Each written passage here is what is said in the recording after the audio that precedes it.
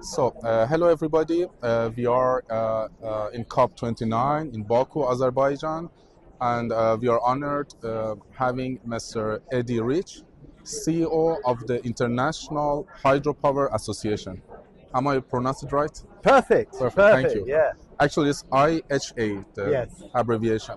Right. This booth or pavilion is for IRENA and Global Renewable Alliance, which includes of 6 international associations.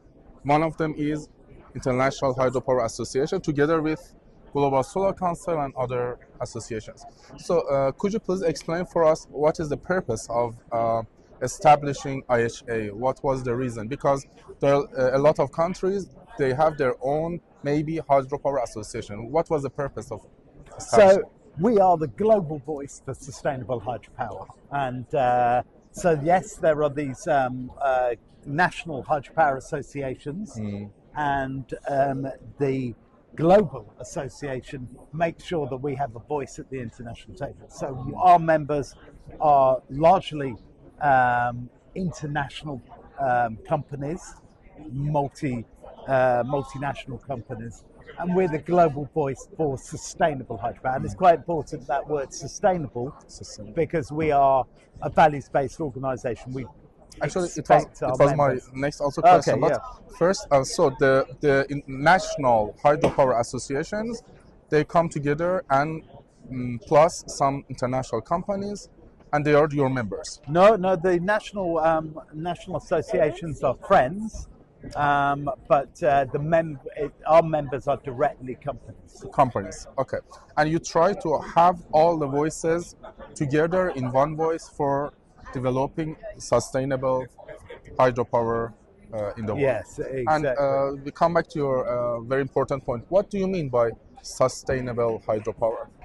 Well, going forward, the only acceptable hydropower is sustainable hydropower, and that means that it has to have a no negative effect on the environment. No negative effect on environment. No negative effect on social. We have worked with NGOs, both conservation and climate NGOs, also with governments and with banks, to establish a hydropower sustainability standard. And we expect all our members to certify their projects against the hydropower sustainability standard. Yeah, that was you're very good. You're going next question. Nice. The next question is, what is that standard, sustainability standard? So that covers a whole set of issues in the environment, social and governance sector, and we, as I say, that was not. It's not our standard in industry. It's not industry marking its own homework. It's governments, companies, and civil society and banks together. Could you please, Eddie, give us some examples in that standard? What should the companies take care of? Yeah, so for example, last session just now here was about biodiversity. And biodiversity is one of the key elements. Resettlement, benefit sharing, making sure you have no bad impact on soil, and all of those issues that a hydropower project should assess to ensure that its net benefit is positive. A question. Last year in COP28, you and your colleagues in Global Renewable Alliance, you defined a motto that's triple the renewables for hydropower or hydropower storage systems. What does it mean? What do we want to get in 2030? Is it any number for hydropower or storage? Of course, we're, as you say, seeking 3 times the amount of renewables globally by 2030 in order to be on the pathway to 2050. What we know in hydropower is that we need to pick up the pace considerably to 2030 to play our role within that. But in order to get to 2050, we need to build double the amount of hydropower that there is in the world. So in the next 25 years, we've got to build the same amount of hydropower in 25 years. that we have built in the last 125 years. So, and that means going at twice the pace that we are at the moment. And Eddie, what about the storage? Do we have some plans or? So I'm glad you asked that, because this year at COP, we very much hope that the world leaders will sign up to a pledge for 6 times the amount of storage that there is in the world, to 1.5 terawatts of global storage by 2030. 1.5 terawatts. Yes. It means the capacity of that is 1.5 Correct. terawatt of pumped storage, you mean? Or No, of global storage.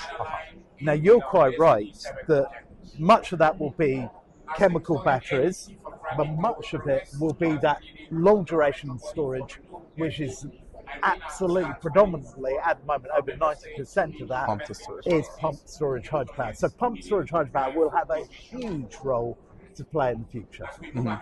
Eddie, you had experience in UK Government Department for International Development, and after that I read that you and Jonas Moberg from Green Hydrogen organization, you defined some ideas about governance. It's called multi-stakeholder governance, if I said it right. Could you please explain for us and our audience what does it mean, multi-stakeholder governance? What does it mean? So some issues, such as hydropower sustainability, are not particularly easily solved just by government. It's not one stakeholder. It cannot deal with by what you need governments, companies, civil society working together to help define what a standard could look like. And it's more effective if they oversee it. I mean, a government can regulate, but the government doesn't know what is necessarily the best standard for the hydropower sector. They have to have that as a conversation with NGOs and others. So that's what multi-stakeholder governance means, is when not just they work together and consult, but actually... You mean from the planning phase, which you think when they want to start planning, they should involve the other stakeholders, you mean? And it's not just involving, it's not just consultations, it's actually decision making. They come to decision making together. About the place or... Yes, exactly. It's collective governance, it's sometimes called. Usually the governments don't like to involve everybody, but it makes it very difficult, but maybe at last it helps to do it, implement it more smoothly. Or yes. And I see that you write also a book about it. Yes, we did, because I think it's quite, there's a lot written about consultation, but not so much about collective decision making and what is the process to do that, because it's not straightforward and there aren't as many examples out there as perhaps you might think. That the book is called Beyond Governments, Making Collective Governance Work. Yes. Lessons from the EITI, which was the Extractive Industries Transparency Initiative, which is trying to take this collective governance and apply it to transparency and good governance in oil, gas and mining. So that's what Jonas and I used to work on. And it's another example of those issues which is best dealt with a collective. Yeah, Eddie, I know you're very busy. Just two small things. First, the IHA, International Hydropower Association, was awarded the International Association of the Year. First, I congratulate you and your colleagues. And could you please explain for us and audience and also other associations, what did you and your colleagues did or have done that you got that award? What was special there? I mean, I think what we've been really strong at is being able to redefine ourselves as an organisation from having been rather internal looking, thinking about... Having what? I didn't understand. Internal looking. Internal working. Yeah, so it was industry talking to industry. And we came in and we decided, no, if you want to change the environment for hydropower, if you want to advance sustainable hydropower, you need to be getting out there and talking to the decision makers, to the policy makers, governments. So that was one aspect, and you need to be able to redefine yourself as a values-based organisation. So that was the focus on sustainability, and we require our members to demonstrate how they are living up to the very bold statement: going forward, the only acceptable hydropower is sustainable hydropower. Only sustainable hydropower. And the last one So is... we're at the progressive end of the sector. That's really what we want to define ourselves. And the last one is that what do you wish for the next year COP30 in Brazil? Do you wish something to happen there, or between now and that one? What do you wish for this year, for hydropower, for general renewables, for leaders of the world? I think for US not to get out of Paris Agreement.